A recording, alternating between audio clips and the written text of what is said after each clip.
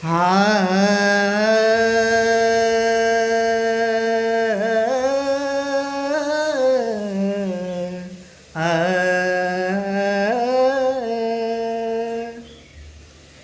मंदिर मस्जिद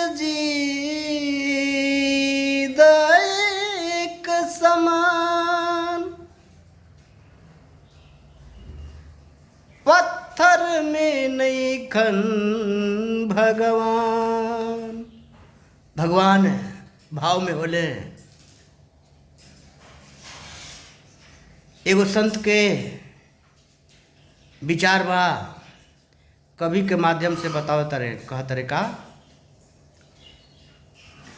अरे हिंदू मुस्लिम तू सुना, हिंदू मुस्लिम तू सुना,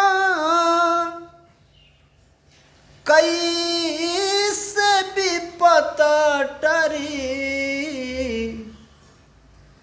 पत्थर पूजला से कहा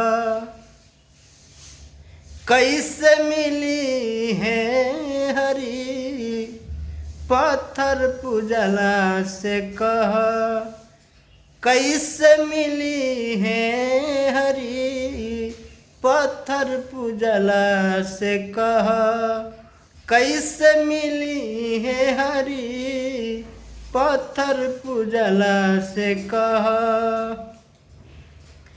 अरे पहिला मूर्ति हई माता, उहे तोहरे जन्म दाता।